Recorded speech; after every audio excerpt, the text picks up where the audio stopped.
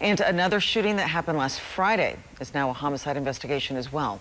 It happened at 11:30 in the morning in the 2800 block of East Linwood Drive. Police say 16-year-old Devondre Thompson Bauer was shot inside a house and taken to the hospital. He died from his injuries yesterday. Another juvenile has been taken into custody, but charges have not been filed.